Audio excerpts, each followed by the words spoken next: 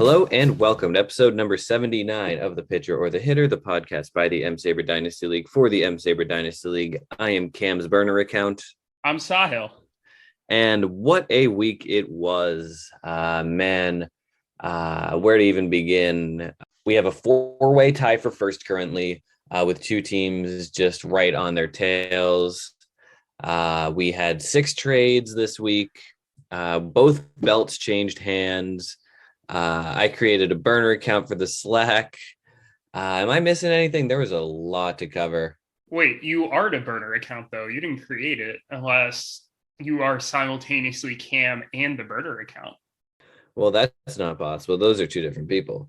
Yeah, well, how does it feel to now be in existence as a burner account? It's great. I was just born last week. I was created basically so that for the wiki, actually, I'm wiki related. Cam wanted to see if the Andrew Romine bot was still in existence for new users of the Slack. When a new user, the Andrew Romine bot would greet them and whatnot. Give like a fun fact or something. I don't remember the details, but the point was to see if it was still active as a test. And sadly, it was not. Cam's burner account was not greeted by Andrew Romine. Did we ever get Andrew Romine back? Or I think it was a Zane thing. I don't even know. I wouldn't even know how to do it. It might be a feature that Slack doesn't even allow anymore, like the load up messages. It has to exist. We have to find a way to get Andrew Romine back. He's such an integral part of Slack for I don't know how long. Yeah. Apparently we lost track of him a while back, but I would love to see Andrew Romine make a return to Slack, and hopefully we can accommodate that. Yeah, the wiki in general has been great. I've been adding old Slack bots that had been lost to time entirely, and there are a lot that I do not remember. Yeah, I mean the wiki is wild. I've had a lot of like, oh my god, I can't believe that happened, and also a lot of oh my god, I completely forgot that happened, but holy shit, this is wild. Just a lot of fun moments going back through M-SABR history. We have built up quite a history. It is. I can't say I expected this when I joined the club back in 2018. Yeah, 18. I guess, yeah. Yeah, so what? It's now 2022, 5 years later. Yeah. A lot has happened, and this is just Slack lore, not even outside Slack lore. But yeah, that was, the wiki is great, and Cam's burner account is great. And sadly, there's no more accessing the account because I used a 10-minute email address just to make it a true burner. And now it's lost to time. It still exists. You can see the messages, but I will not be able to, unfortunately, use the account again. Yeah, it's a damn shame, but it was fun while it lasted, and it was. And yeah, I got to the burner account, got to join the dynasty chat, negotiate a couple trades. I had a grand old time. It did. I'm happy for it. You know, it's it lived a full life. It was a short life, but a full life. Indeed. But we got a lot of trades to get to. A lot happened this week. Let's start out with the first one, or should I say the first two. You acquired Joc Peterson on May 16th for Ty Madden. Joc Peterson had recently just torched your team, forced a tie on the last day. You immediately turn around and acquire him, and immediately later that day turn around and trade him along with Conor Norby for Trey Mancini and a second rounder. So why don't you talk through both of these Joc Peterson trades? I'm sure Joc himself has a little bit of whiplash. Yeah. So funnily enough, I was close to closing on a deal for Joey Wendell for Ty Madden about a week or so before that trade went down to the Joc for Ty Madden deal, but Wendell got hurt right as we were negotiating a trade. He landed on the IL, so I was like, I'm going to back off. And then after I lost to Joc, I did some digging into Joc, and Joc's StatCast page is like off the charts. Like he's hitting the ball really hard, really well. And at the time, I was just in desperate need of a bat, and I was like, I just asked Anthony what the price was for Joc. He said he'd do for Ty Madden, easy enough. And I was thinking, good, like temporary bat, kind of like when I acquired AJ Pollock last year, just as some depth, but I didn't expect him to be a full-time option. Then this opportunity with EBO came up to get Mancini. I'd inquired on Mancini a couple times before, and ultimately we settled on Joc and Conor Norby for Mancini in my 2023 second. I like Mancini better than Joc because Mancini is not a platoon guy. He is going to play every day. He doesn't have obvious splits, and the Giants seem really intent on platooning Joc. Like I don't think he has a single at bat against the lefty all year. So just that consistency made me feel a little better about him. And I do think Mancini has underperformed a bit. He has one of the highest differentials between his expected slugging percentage and his slugging percentage. He's been one of the hottest hitters in May.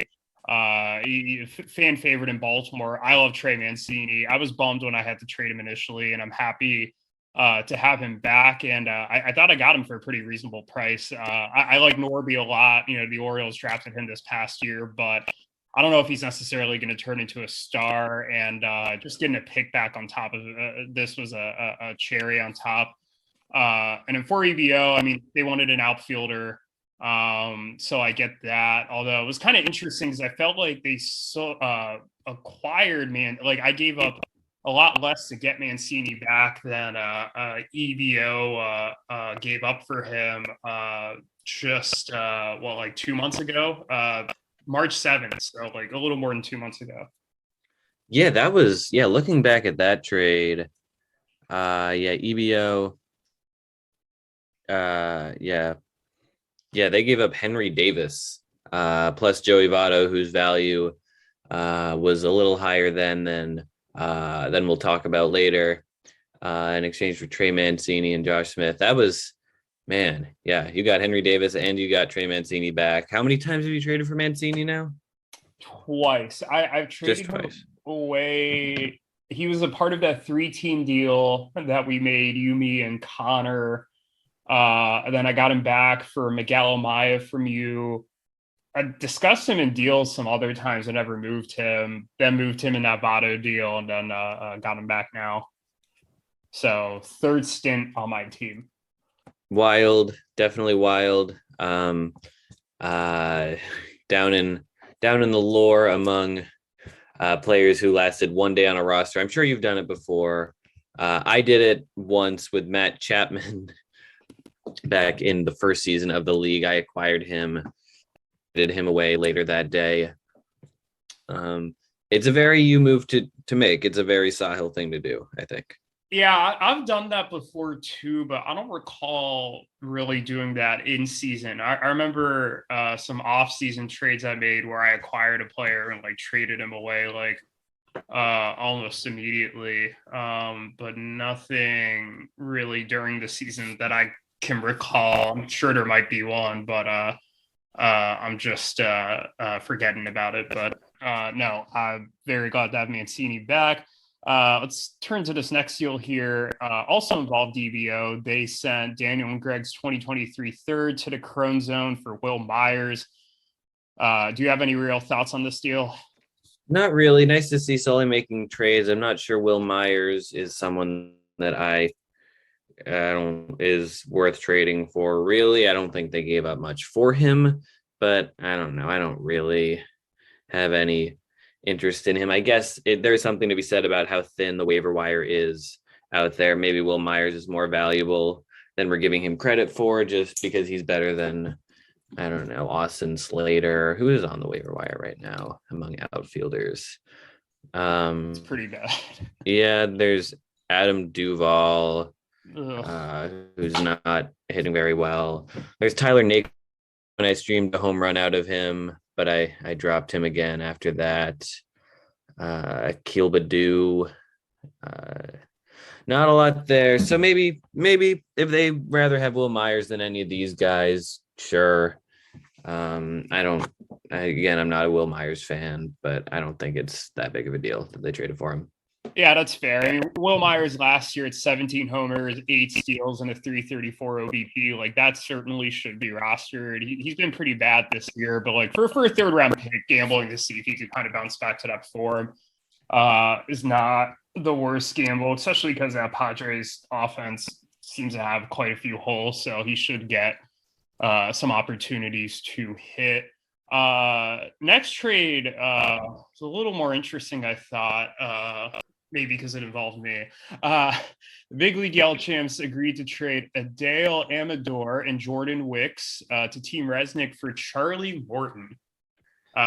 Since this is my trade, I'll talk about it first. Charlie Morton has not had the best start to the year, but he's started to kind of break a little bit out of the slump that he's been in. I think the pitches have been fine, but a combination of kind of coming off of this broken leg that he suffered in game one of the World Series, along with a shortened spring training, I think affected him a little bit. He's talked about how he's tinkered his mechanics. He's looked really good in his past 3 starts. I think he's given up a combined like 4 earned runs and like 16 plus innings. And a lot of these sites had him as like a top. I've seen as high as like number 14 on the starting pitcher rankings going into the season. I think he's more of a top 25, 30 starting pitcher the rest of the way. I really needed that depth with some of the guys in the back of my rotation not performing well, so I'm happy to have him. Amador was a pop-up prospect I picked up, which he's shown a decent amount. I think he can be a solid player, but he's also just in low A right now, so he obviously has a long way to go. I like Jordan Wicks as well. He was the last pick in our draft this past January, but I viewed him as expendable. Yeah, what were your thoughts, Cam? Yeah, I think first and foremost, my first reaction to the trade was realizing how good Charlie Morton was last year. He was incredible in 2021, and I had no idea. I remember him not being very good in 2020, and there being retirement talks that didn't end up going through. But he had, and he's had some good seasons since he went to Houston. But 2021 was one of his better ones. 2022, yeah, like you said, not off to a great start, but you seem to think he's turning a corner. He is 38, so I'm not sure how much upside there is in his arm, and if he's someone who's going to be on your team longer than a year. But I don't think he gave up a whole lot for him, just 2 kind of mediocre prospects. I think it's worth the gamble. I think so too. I kind of compared this to the move I made last year to get Adam Wainwright, where I didn't give up That's a good lot. call. Yeah, but Wainwright really stabilized like the mid back end of my rotation last year. And that's kind of what I'm comparing this move to is he wasn't terribly expensive, but if he can produce anywhere close to the way he did last year, I think this is going to be a steal. So we'll see. In part because of the Morton and Mancini acquisitions, this caused me to make this next trade with you. This was a fun one. First of its kind. I traded you Joey Votto in exchange for altering the Sean Murphy trade condition. For those of you who don't recall, the Sean Murphy trade was a 3-way catcher trade that Cam, Ruthvik, and I made on November 11th of this past year. Cam was initially supposed to send me a 2023 third-round pick if Sean Murphy was I believe it was a top 4 catcher on the 2022 player rate, or a top 5 catcher. Top 5. And now it is if Sean Murphy is a top 10 catcher on the 2022 player rater. He is currently the 6th rated catcher on the player rater right now. Yeah, I thought I loved this trade for a lot of reasons. First and foremost, I love the condition. I think it's great to have a condition about another condition. Yeah, and I think Sean Murphy, he started out really hot. He was number one for a little while. I'm happy to have him. I think he's been still good. He's cooled down a little bit, but either way, it's kind of fun to alter the condition. I could definitely see him finishing between 5 and 10, which would mean I would lose the pick when I would not have previously. But the big draw for me is, of course, the big draw for me is what I acquired, and that is Joey Votto. Joey Votto is, of course, my favorite player of all time. He's awesome. He had a great 2021, slow start to 2022, which is why you felt the need to get rid of him. But I still believe there is life in that bet. I think he still bangs. I'm hoping he does. If he doesn't, I gave up basically nothing for him. But he has really been hitting well the last few days since he came back from COVID, which brings me to the next point, which is he had COVID, which means I could place him. I was able to place him on the COVID list after I traded for him. And the cool thing about the COVID list is, of course, that you get an extra 7 days to decide about the person. You get to sit on them as opposed to him being regular injured. If he was on my regular injury list, I'd have to make a decision on him right away. Otherwise, I wouldn't be able to make any other transactions. But with the COVID list, I get a 7-day warning from Erik, who I don't believe has sent that 7-day warning. So I still have 7 days from whenever he sends that. Which I guess I just gave away my hand there, but that's okay. This episode's not coming out for a few more days. You're fine. Exactly. And either way, I'll have him by that time anyway on my roster, presumably. But I have no fewer than 7 days still to decide whether or not I want him on my active roster. Just having a trial period for someone who has that great bat, but his bat speed has been a little slow to start the year, but he's a known tinkerer and he's known to turn it up down the stretch. So I can either cut bait, or if he starts hitting, then he'll be a big part of my roster down the stretch. Yeah, I agree with everything you said. And it looks like he's been hitting the ball pretty well. Admittedly, a small sample size since he's gotten off the COVID list. So perhaps there's some upside there. As for my side of this, like nobody else really wanted Votto. Once I acquired Mancini, he basically took over the Votto role. That was part of the reason I wanted Votto in that Mancini deal back in March initially. And when I acquired Votto at the time, I was like, this deal is really about Henry Davis. If I get nothing from Joey Votto and I end up having to cut him a month into season, like fine, like I still think I made out very well in the deal, and that scenario basically just played out. I think you're right. I think it's reasonably possible that third round pick conveys, which it wouldn't before. So to me, this felt like getting a third round pick without actually getting a third round pick, and we got to do it in a fun way. So I was really happy about that. But I could see this coming back to bite me if Votto starts to hit well. So we do have one more trade to talk about. Another one with a condition. Erik agreed to trade his 2023 third round pick to Moneyball for Cole Calhoun. And if Calhoun ends the 2022 season with at least 25 home runs, Erik will send Ruthvik and Nick's 2026 second to Yuki. Erik can't quit Cole Calhoun, can he? Cole Calhoun is like just he's one of Erik's guys. But he's had a really slow start to the year, but he has turned it on lately. He's got hits in 1, 2, 3, 4, 5, 6 straight games. He homered on the 17th and 18th and the 20th. I don't know. It's a very Erik move. It's like buying a guy, trying to catch him on the upswing, kind of like he does in free agency, except this time he had to give up a third rounder for it.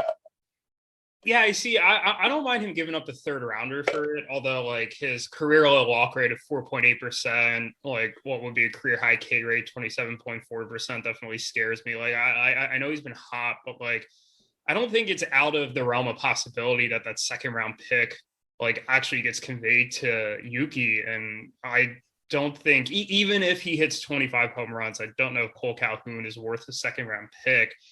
And if he's going to maintain the walk and strikeout rates that he has, I don't know if like the OBP is really going to get up there enough where he couldn't just like find replacement value on the waiver wire. I don't know. Erik always seems to find these gems.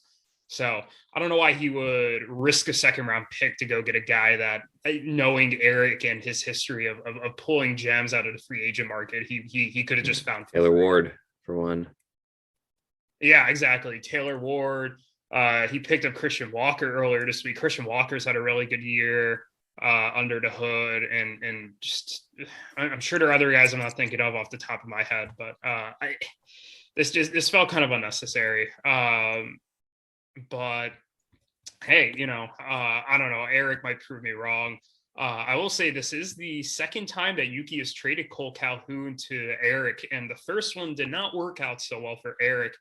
The first one occurred October 1st of 2020. Yuki traded Cole Calhoun to Erik for Ty France and Dean Kramer.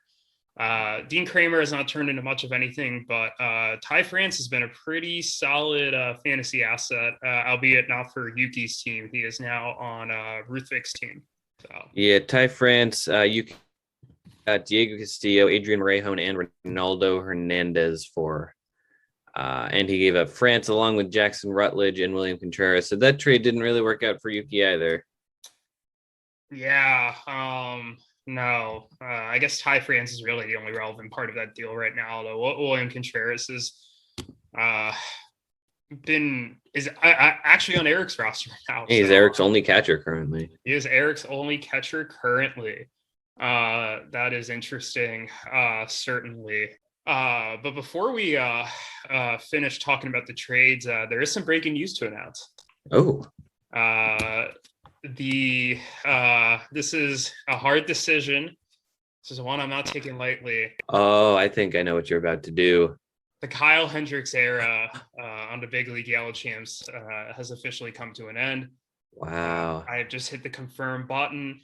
And Zach Eflin has been added back to the Yellow Champs. Kyle Hendricks, I thank you. There he goes. 5 years of service, but it is time. He's pitching against the Reds this week. See, I do, but I have 12 starts without him this week, so I wasn't going to use him against the Reds. And my other problem with Kyle Hendricks, as we'll see with when we talk about my matchup and my ERA last week, is when Kyle Hendricks is on now, he's fine. But the line between him being on and not being on is so thin where when he's not on, he's given up like 8 earned runs. And he's just tanking my ERA and whip. And it's no longer palatable. It's not like Garrett Cole today had a bad inning against the Orioles, and we're recording this on a Monday. He gave up 5 earned runs in 8 innings, but he did it with 10 strikeouts and a low whip. So he was able to salvage that. Like Kyle Hendricks is just not, like, it's just like when he is bad, it is just tanking everything. So yeah, it was time. Also, I'd encourage you to take a look at Zach Eflin. He is very much flying under the radar the way he started the season. He struck out 12 Dodgers yesterday, and he has a 291 fifth, very good walk rate, and his StatCast page looks amazing. So I think, and he's only 28, so I think there's a little more upside there than there is for Kyle Hendricks. But thank you, Kyle Hendricks, for everything you've done for the Yellow Champs. He was the last pitcher that I have had on my team since the very beginning. So, it was not a decision I took lightly, and I was purposely waiting until the podcast started to announce that he deserved a hero send off. What a send off it was! What an era! The Kyle Hendricks era has officially ended. That is one more player gone from the list of players drafted by a team. One more yellow square turned white, as I turn a white square green with my acquiring of Votto. And Kyle Hendricks turned one green this week too with Mancini. That's true. Yeah. It's a Yeah. good week to be a green square. It's not a good week to be a non-green square. We now have 20. We now have 26 players who have been on a team from the very beginning. 14 of those are from 3 teams. Anthony is 5. Ruthvik has 5, and I used to have 5. I now have 4. Here's a question. So we had 2 years ago, year and a half ago, we looked through this, and there were more than there are now. We tried to figure out who would be the last yellow square, the last player on a team who doesn't get cut from the draft. We had kind of come to the agreement that it would be Yoan Moncada of Conor's team, the last one standing. Has that changed? Moncada has not been off to a very good start in 2022. He's 26 now. Conor's team. Conor's definitely traded away a lot of youth, but Moncada's not exactly super young anymore either. How do you think it's changed? Do you think there's someone new now? Do you think it's, say, Bo Bichette or someone like Vlad Jr., who had a breakout 2021, might be the new front runner?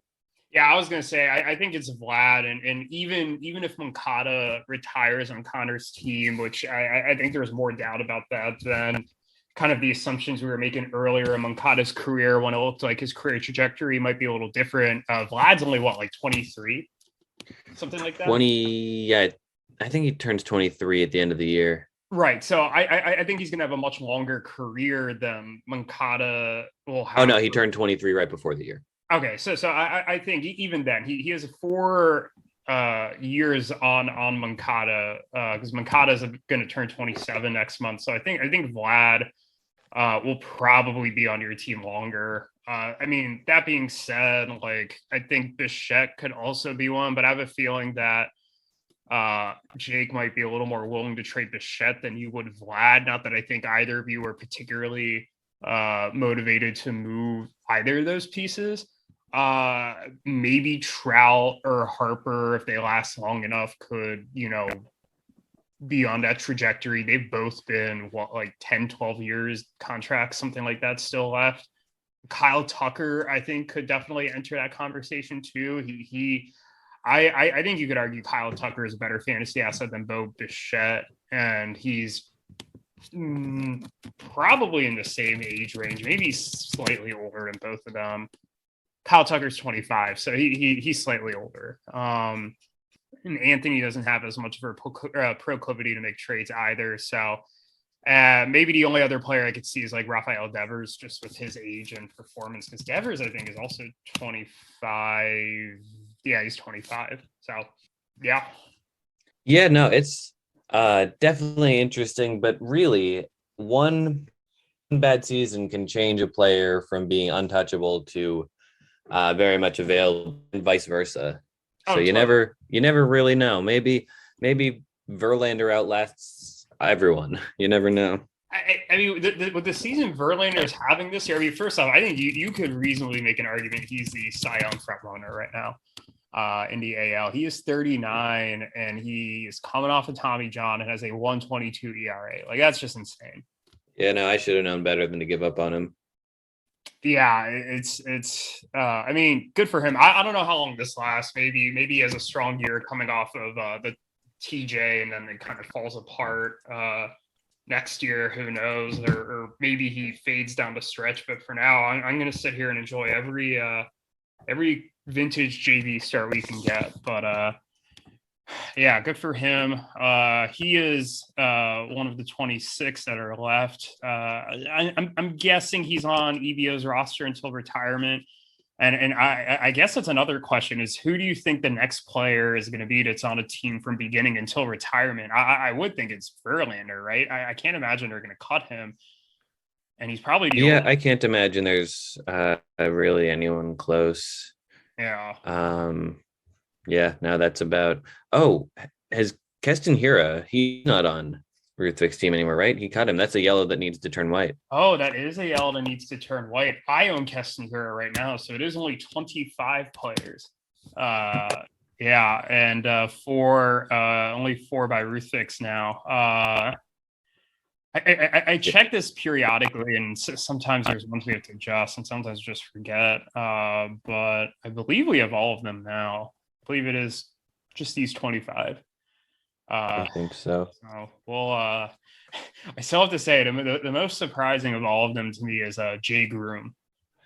Yeah. Jay Groom. Why is Jay Groom rostered? Yeah, why is he still rostered, and how has he stuck around in that farm system so long? That farm system has seen so much turnover over the years, but I think it is time to get into the matchups, don't you think? I think so as well. Let's dive into them. How about the biggest upset we've seen all year, but that applies to 2 different matchups though. But let's talk about the one where the team with 0 wins beat the team with 0 losses. That is EBO defeating the Flow 8-3-1. See, I wouldn't even call this the biggest upset because I had predicted them to tie, and I also thought that these teams were a lot closer in terms of skill than the record suggested. But yeah, EBO beat Jake 8-3-1 in what is Sully's first win. Really a solid week from EBO all around. They did lose by 1 in runs, but otherwise swept the offensive categories. Really solid numbers in all the categories. 24 doubles came close to the newly set record, which we'll talk about in a bit. 14 homers, 47 ribbies, 5 steals, 358 OBP, all solid. Their whip was a little high at 133, but the rest of the pitching stats were very solid across the board. They only started 9 starting pitchers, and despite that, tied in quality starts and pretty much outpitched Jake. So good for EBO. Yeah. You want to talk about Jake's side a bit? Yeah, rough pitching week for Jake. 4.02 ERA, 137 whip. He did win strikeouts, but even though he had 12 starts, only 4 of them were quality. So just not a great pitching week. 47 runs, 40 RBI. That's all solid, but EBO didn't pitch very well either, but they got Jake on a bad pitching week, and that's something his team does time to time. Matchup MVP, though, if we're picking one, I'm going to go with Mookie Betts. He hit 4 doubles. Each one of them needed 3 homers, scored 11 times with a 455 on base percentage. I think he was definitely the star. He's the star of this team in general, and he was the star of this week. Yeah. No, Mookie Betts definitely had a great week. I did talk about Jake's team last week as they haven't really faced a super tough test other than Erik, and that their pitching, could get them into trouble against better teams because they are more of a quantity pitching team than a quality pitching team. And when the volume, is not going to necessarily work against some of these better teams who can outpitch or who can win ERA and whip. And I'm not saying EBO's ERA and whip are great this week, but that's exactly what happened. They were able to capture those categories because of that. Quality starts were close, and they ended up tying, and EBO was able to take hold. So, I definitely a big difference maker there. And I think definitely a reason why you and I have been a little hesitant to rank Clayton and Jake's team too much higher than where we have them right now. Mm-hmm. And now they hold the loser's belt. EBO had held the loser's belt since their first round loss to Conor in the playoffs last year. And now Jake's team, they thought they were going to have the dynasty belt before their matchup against Erik flipped at the last minute. But now they had never held either belt, but now it is the loser's belt that is held by the Flow. Yeah, and speaking of the dynasty belt, let's go over to the Erik Ruthvik matchup. The dynasty belt has also flipped. Ruthvik is now in possession of the dynasty belt after he walloped Erik 10-2. I don't think any of us saw this coming. No, Eric's team just straight up didn't look very good this week. No, I like it just came out of nowhere. And like, am I really concerned? Like, not really. Like, this is even to the best of teams, this happens from time to time. But like, from the beginning, this matchup was not particularly close. Ruthvik dominated him in most of the offensive categories, other than home runs and ribbies, both of which were still relatively close. And then Ruthvik swept the pitching categories. Again, wasn't particularly close in any of those categories at any point. Ruthvik outpitched him very clearly and outhit him for the most part. Ruthvik broke the doubles record. The prior record was 27, held by two teams, including, I believe you were one of the co-holders of that record. I was one of the co-holders back in 2019, I believe I said it. Maybe, yeah 2019. Well, the record is now 28 and is solely held by Ruthvik's team. So congratulations there. I believe that is the second record that has been set this season. Yeah, the first one that was set, one of them was tied, but this is the first one that stands alone now.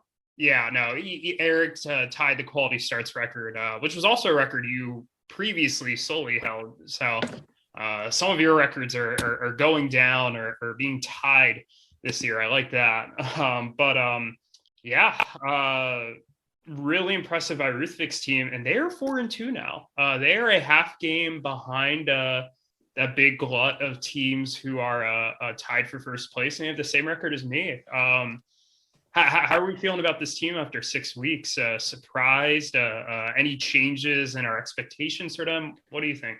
I think so. I think they've got the inside track for the playoffs right now. They're 4-2. I would say that they're the sixth best team in the league, and there's kind of a bridge forming, a gap forming between the top six, and the rest. I'm impressed with the on base percentage from this week. I'm impressed with the pitching. I'm impressed with the doubles, obviously. I just think they played really well. And it was doubles from a variety of sources. Mike Yastrzemski had 5, which was the most. And he had a 522 on base percentage as well. He's probably matchup MVP if I was going by hitters. Either him or Devers, who had 3 homers, but no one else besides Yastrzemski hit more than 3. It was a lot of players hitting a couple. Ian Happ hit 2. Rafael Devers hit 2. But yeah, the pitching was tremendous too, as it normally is. Even though Nestor Cortez didn't do particularly well in his start, Yusei Kikuchi was great. And Shane Bieber was great. And as for Erik's team, the pitching really did let him down. Because if it was just a tiny bit better, he could have, say, flipped whip and flipped Ks. And the matchup would have been a lot different. But Merrill Kelly was terrible for Merle Kelly, excuse me. And now he's on the block. Was terrible. Pablo Lopez, is he hurt? He was pulled after only 3 innings. That's a good question. I didn't see. It doesn't look like he is. I don't know. He wasn't pitching particularly well. I think he had thrown. Yeah, it's possible he was just out after 3. Maybe he had a long inning or something, and they were like, you know what, like we're just not going to risk it because he is a pretty lengthy injury history. It wouldn't surprise me. That's true. But yeah, no, I just Erik straight up did not play very well this week. He had a 289 on base. And I think Ruthvik did, and that's why he won 10-2. Simple as that. Yeah, I will say this is pretty big because Jake and Erik could have really used this week to really seize a nice advantage over the rest of the league in the standings. And instead, they've kind of come back to the pack and made it a kind of more competitive bunch here with the 6 teams all within a half game of each other. So definitely a missed opportunity by them, but it is a long season. And I think this just goes to show we can't overreact to a short period of time. You want to dive into some of these other matchups? Yeah, let's do it. Yeah, a lot of great matchups. Let's talk about the third team that's in that four-way tie for first. That is Conor winning convincingly over Yuki, 8-3-1. He also improves 4-1-1. And I think he played great. He scored 50 runs and drove in 57, both of which were near the top, if not at the top of all teams for the week. Yeah, those were both highs for the week. Good job, Conor. Yeah, he had a really nice week. Interestingly, only came with 10 doubles, so it's kind of funny. Like you have teams with like a breaking the doubles record, but nowhere close in ribbies versus here like uh a team who is like less than half of those doubles, but is like just killing it in RBIs. And he also had like a sub 300 OBP with it. So just none of this makes any sense to me, but It really doesn't. I mean, most of that came from Trevor Story, who drove in 14 runs on his 6 home runs this week. He had a 3-homer game. He scored 10 times, but he did only hit 1 double. He stole 2 bases too. Wow. Yeah, so that's maybe one of the easier matchup MVPs that we'll have all year. yeah, he good for him for breaking out of that slump. He really needed to. Yeah, but Connor's pitchers, he kind of alternates great pitching weeks and bad pitching weeks, and this was a great pitching week. He not only had 2.67 ERA and a WHIP below 1, he saved 8 games too, which is definitely great. He got 2 saves from Melanson, 2 saves from Josh Hader to go along with a great start from Kopech, decent start from Aaron Savali, great start from Wade Miley. I didn't even realize he was back. Yeah, he's had like 2 or 3 starts now, I think, for the Cubs. Yeah, he's had 3, it looks like. I'm curious if this pitching holds up throughout the season like this still. Like, I feel like he needs another arm or two, but like the arms he has right now are certainly competing. They are, yeah, at least every other week, it seems. I mean, having Miley will help.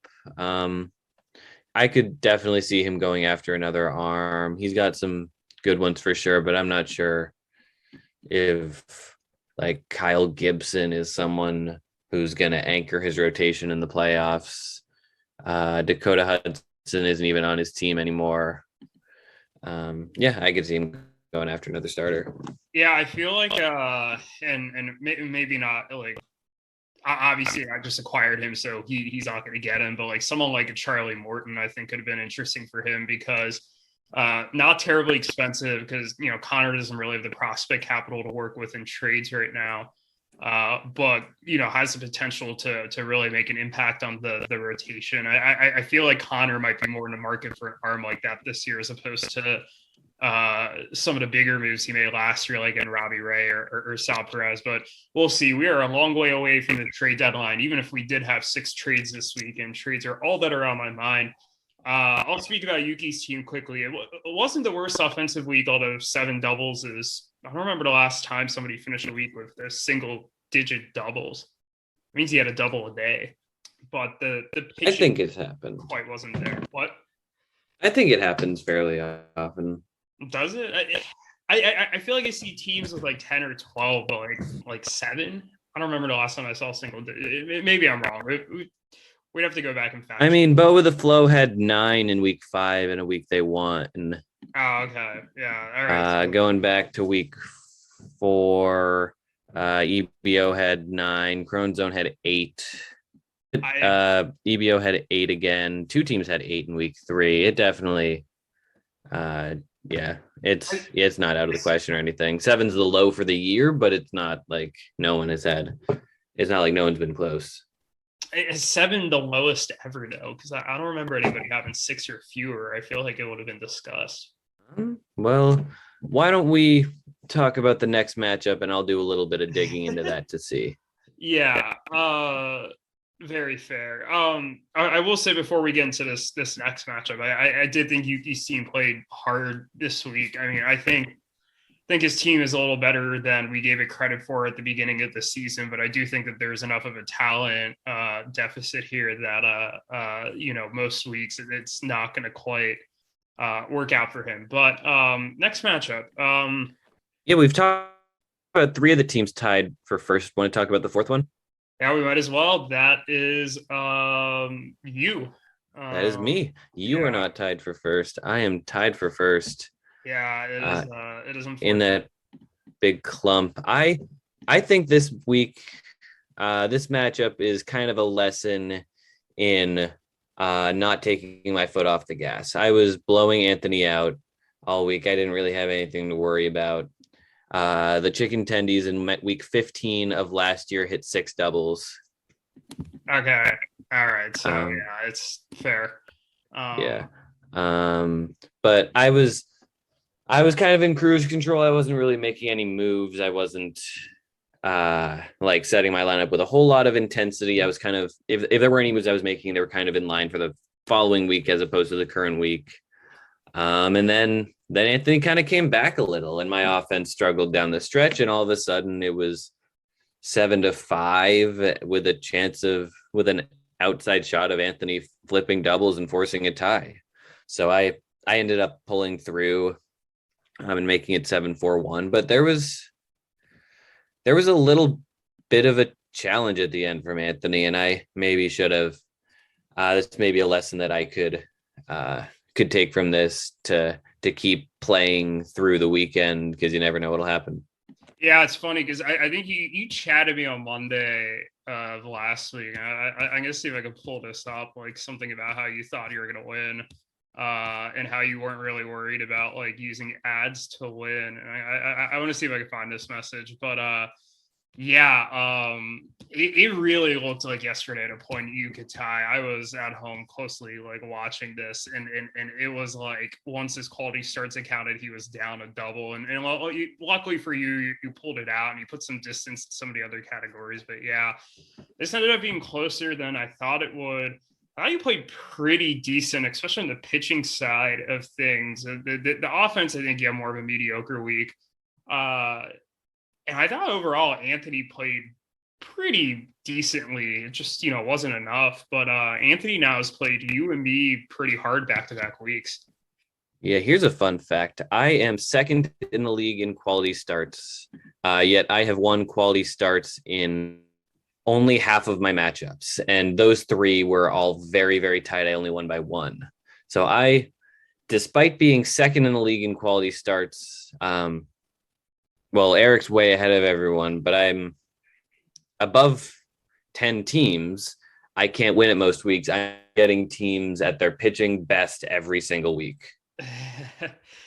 Yeah, I don't know. I don't know how that's working for you, but at some point the luck's gonna flip your way. But and I mean, you're 4-1-1, so the luck has been your way most of the year, or you have been playing well overall. It's not just in luck, but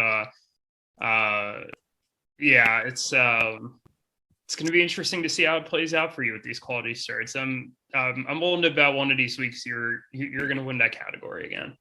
It is. But looking over at the rest of my team, I thought my bets were solid. The OBP was hired the rest of the week. It kind of dipped towards the end. I am happy with my pitching. Tyler Malley's learned how to, at least his last two starts, he's learned how to not throw 100 pitches by the third inning. Zach Wheeler had a great start. Shane McClanahan is putting his name in the Cy Young race. I had one hold all week. This was kind of a point of contention. I felt cursed by holds. All of my holds guys were getting saves, or they were blowing holds, or they weren't coming in, or I don't know. Finally, I got one from Luis Garcia by the end of the week after streaming him for another hold. But that was definitely weird. And my matchup MVP, I think I've picked him multiple times this year, has got to be Aaron Judge. He homered 3 more times. He now has, including today's stats, he has 17 homers. Second place in home runs is Yordan Alvarez with 12. He has 5 more homers than second place in the league. That is insane. It helps they are playing their 4th series against the Orioles already. So hopefully once the schedule gets a little less Oriole-y, for lack of a better term. A little less O. Yeah, less. Oh, sure. Uh, Hopefully for the rest of our sakes, Judge will cool down a little bit. But boy, is he really spiting the Yankees for the offer that they gave him before the season.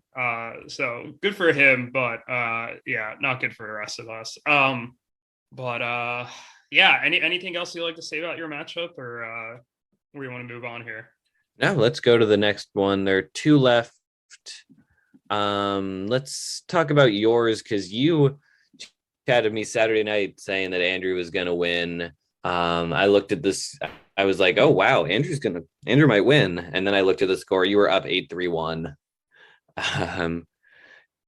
You ended up winning 8-4. Rough pitching week from both of you this week, but a good hitting week and everything except for home runs, I guess. Talk me through your matchup. Yeah, I think the score is a little closer than it was. I think a lot of these categories were just not close. Andrew did have hit half of his home runs on Saturday, which flipped home runs and helped him flip runs, which he only won by one. Pitching wise, he won ERA, I won WHIP, but neither of us pitched particularly well there.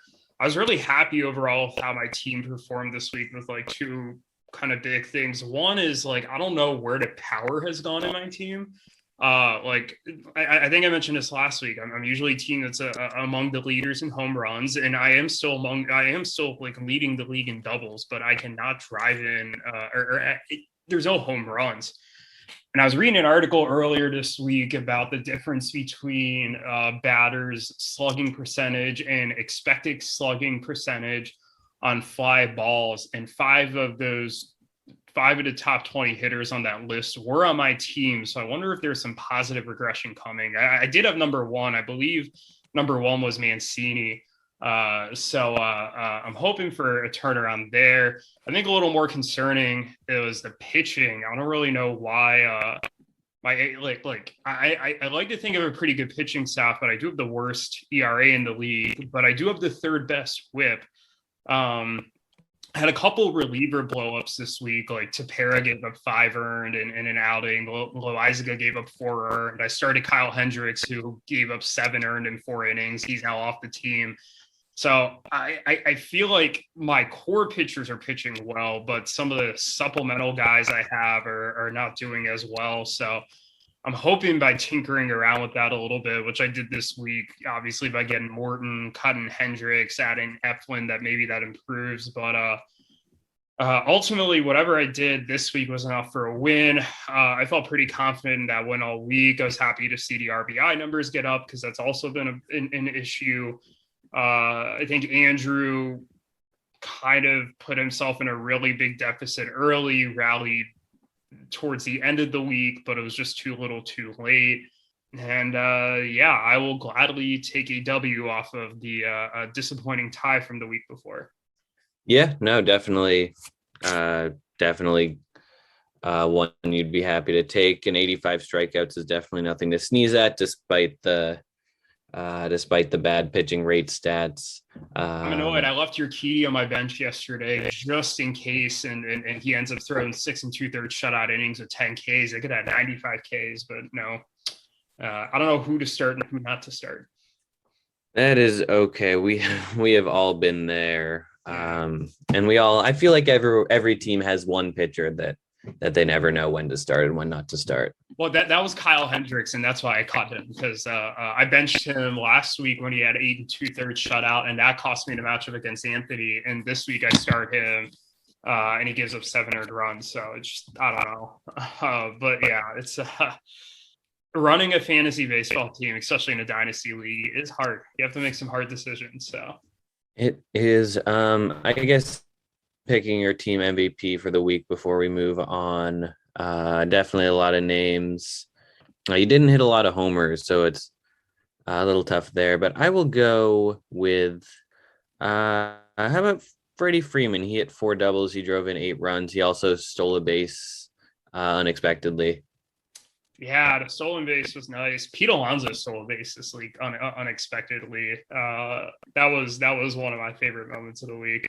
But yeah, no, for Freddie Freeman definitely had a good week. He's settling in nicely with the Dodgers. So very happy with him. Him and Altuve have really been carrying the offense recently, which is why I drafted them with my first 2 picks. So glad to see that. But enough about my team. Let's talk about the last matchup. That was the Tendies losing to Daniel and Greg 4-7-1. Man, I don't even think the Tendies set their lineup, or the Belly set their lineup all week and still won. It's kind of weird. They're coming off a week last week and no quality starts, saves, or holds, and they ended up with 6 quality starts and a hold this week. They didn't really hit for a ton of power this week either, but they did just enough. The Tendies kind of had a mediocre offensive week. The 18 doubles and 7 stolen bases were nice, but the rest of the categories weren't as good. And then the pitching wasn't amazing either. It was pretty decent, but nothing spectacular. And they just lost their ace, Freddie Peralta, to a long-term injury. That just broke while we're on the podcast. So things could get a little ugly here. I still really like this team and its future, but I wonder if this year is just not going to be. It's slipping away from them quickly. Yeah, I'm not sure who's setting their lineups day to day, especially now that Greg is in Europe for a few weeks. It's possible it's no one. It'd be great if this team had a co-owner, someone like Sully, or anyone. I know who were the front runners for a team earlier. I know Zach Betron did not want a team. He would have been a good owner. But like Will Gregory, I think, or maybe Matt Sussman could have. I think both of them, and I think there was a third person too. But I think there was a clear winner, and I wouldn't be surprised if this team's under new ownership next year, or at least a new co-owner that's a little more hands-on with the team. And maybe Greg either gets pushed to being the third co-owner, or we find another place for him in the league. But I don't really know if he needs a team to be on necessarily, as long as he's kind of in the chat and contributing that way. But either way, they still won. They won 7-4-1. The Tendies might be the worst team in the league right now. I'm actually secretly calculating Roto right now, not including Monday stats. But yeah, the Bellies kind of got by on a good week from Tim Anderson, who's probably matchup MVP, and a good week from guys who are already in their lineup like Eric Lauer. Tony Gonsolin had 2 quality starts, and so did Luis Severino. But yeah, that's not something that's super replicable, I don't think. They quietly have a few competent starting pitchers, but yeah, I think against a better team, like, they're gonna get blown out. Like, I don't think they like dominated this week by any stretch of the imagination. I think they just happened to play a comparatively weak opponent. Yeah. But yeah, those are the matchups. Are we ready to dive into the week 7 matchups? Matchups to watch? Yeah, week 7 matchups. I think the matchup we settled on this week was the Ruthvik versus Jake matchup. This is a rematch from a matchup earlier this year, I believe. And you can correct me if I'm wrong, or one of the listeners can, but I think this might be one of the first rematches so far this season. As you all know, we're no longer doing the schedules where everybody plays each other once the first 11 weeks and then a repeat. So this was bound to happen a bit earlier in the season than usual. Jake beat Ruthvik the first time 7-5.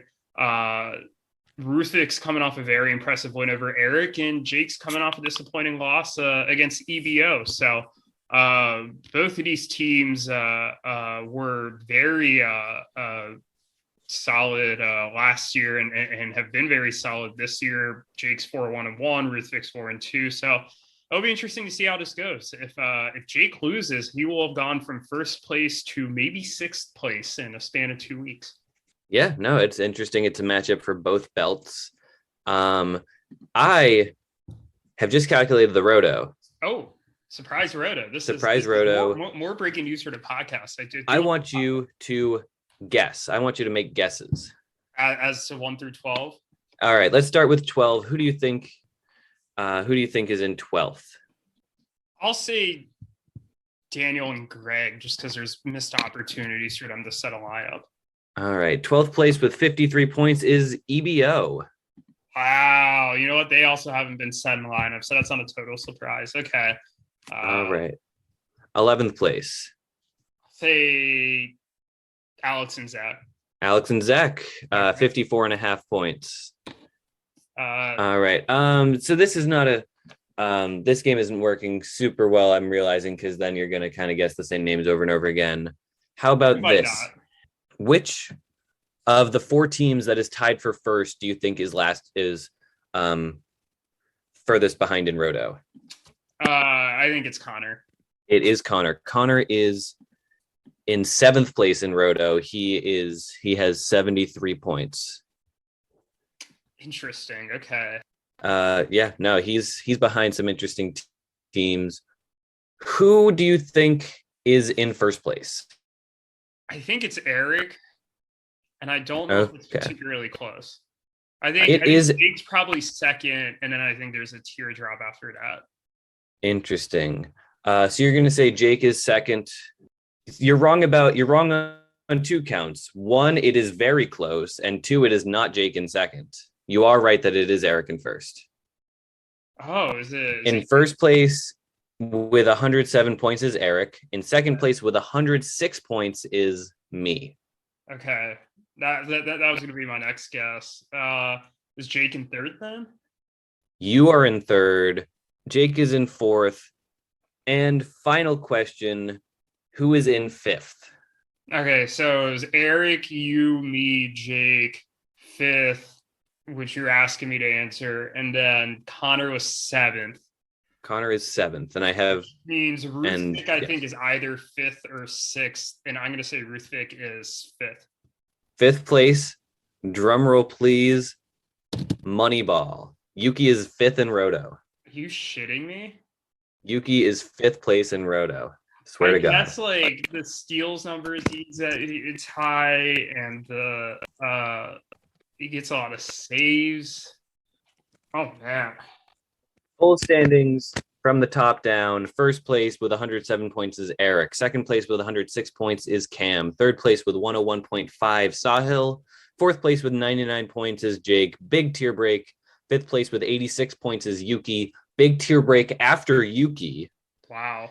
Sixth place, 75 points is Ruthvik. Seventh place, 73 points, Conor.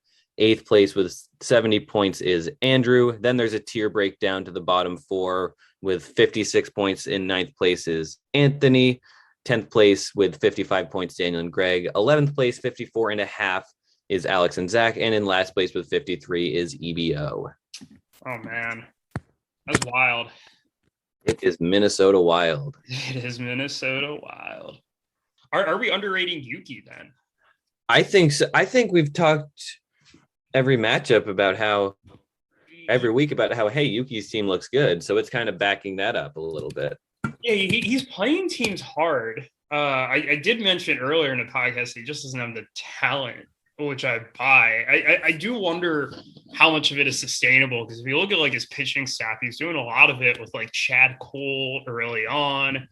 And then he has who else is he throwing out there? It's not like the most impressive group.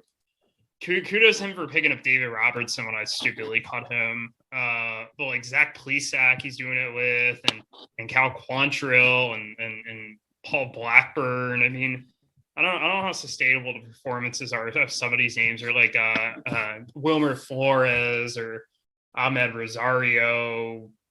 You know, he's got Brandon Lau in the IL now. Randy hasn't looked great to start the year.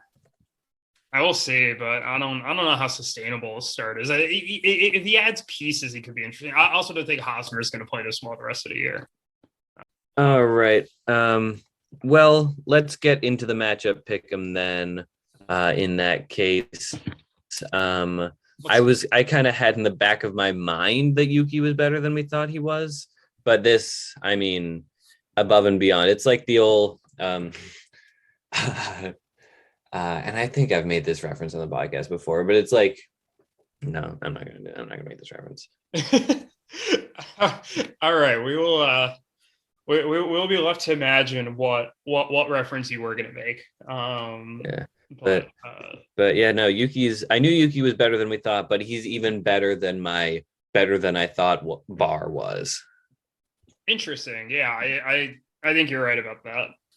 But all right, let's dig into the pick'em here. Let's look at last week's results. Pretty solid weeks for both of us. But you and I both correctly predict that Cam, Conor, and Daniel would win. All three of those teams won. We both picked Erik to win, but Erik lost. I picked myself to win. You picked me to tie, but I won, so I got an advantage there. I picked EBO and Jake to tie, and you picked Jake to win, and EBO won. So I went 4-1-1 on the week, and you went 3-1 or 3-2-1, which means I am now 18-12-6, and you are let's see if I can do math. 17-9-10.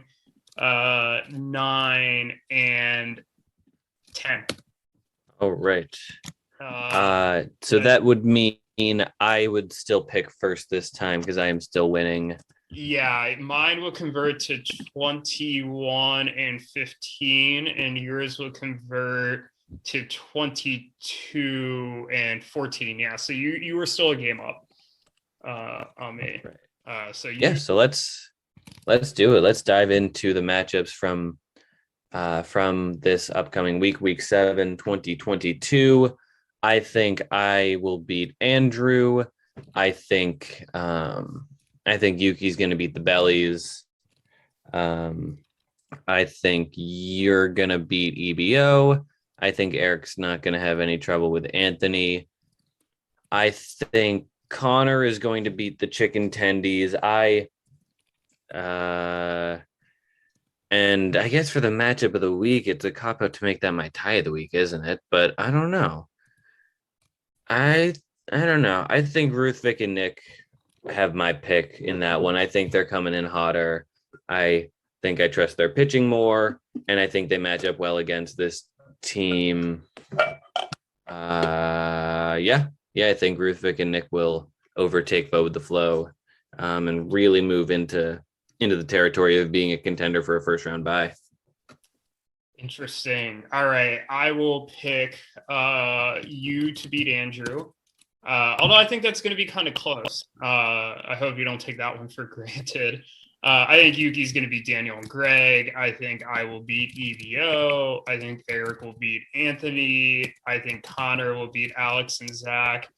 And in our matchup of the week, the last time Ruthvik and Nick played Jake, I picked Ruthvik and Nick.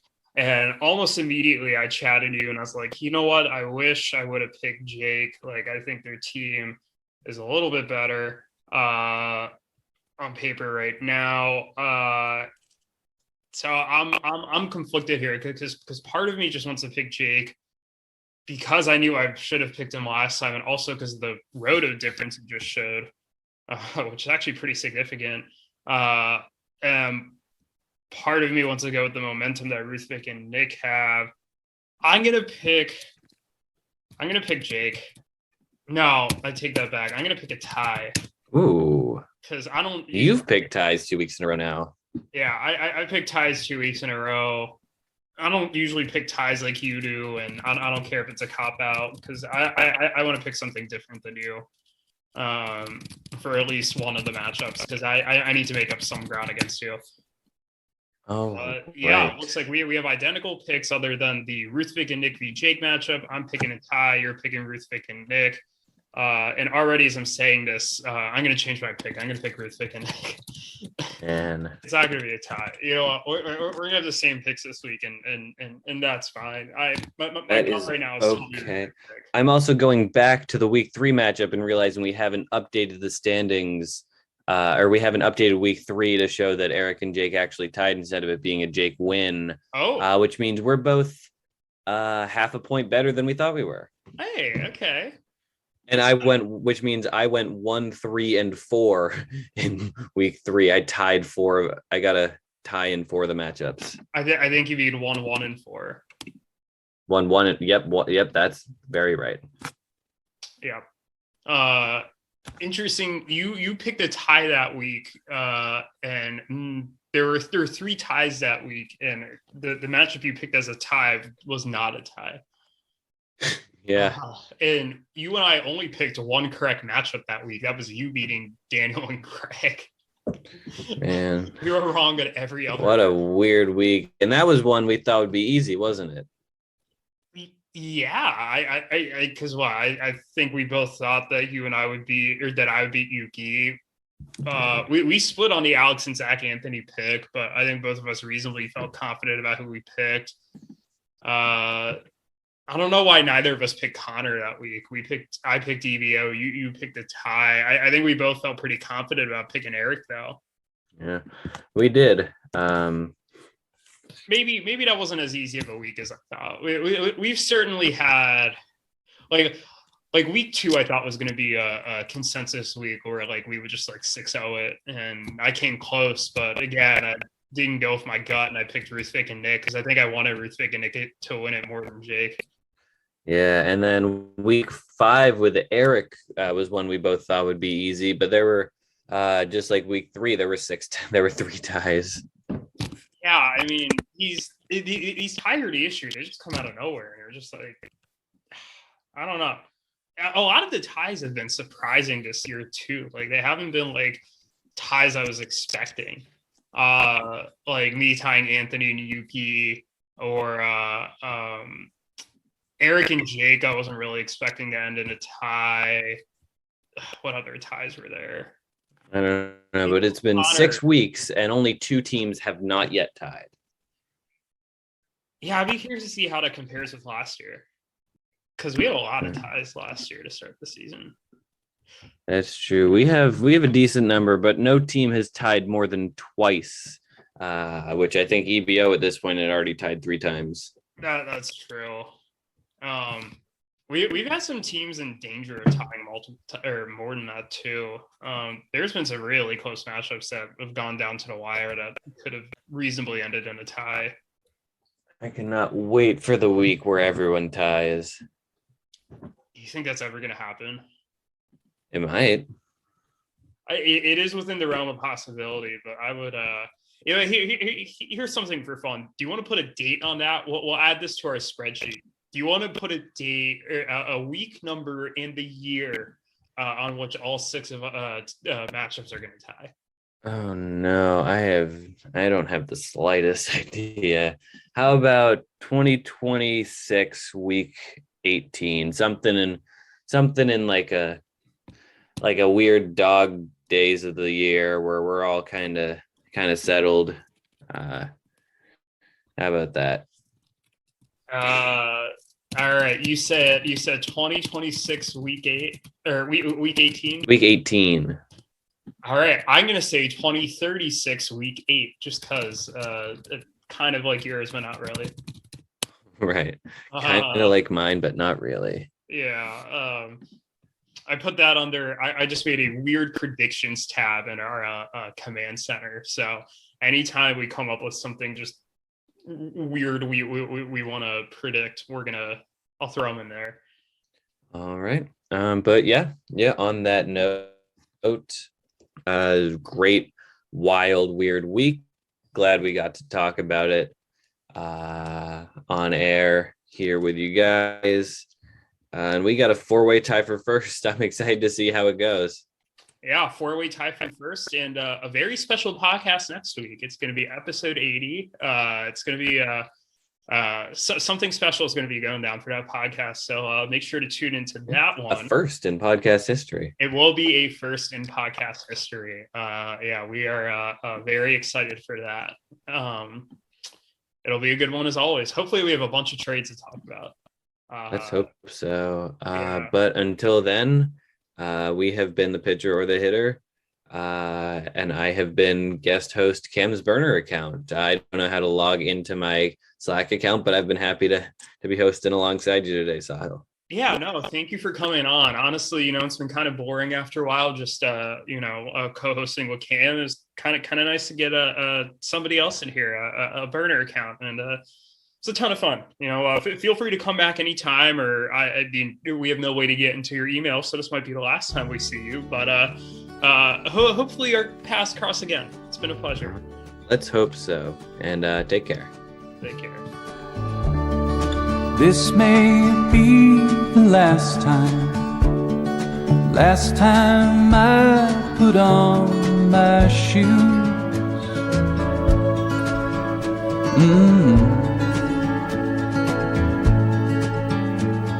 Go down to the corner and buy the damn cat the expensive food. That Turkish Angora's about the only thing left of me and you.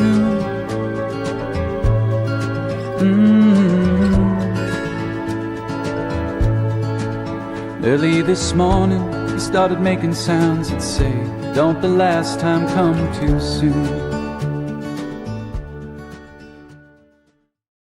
This podcast is good.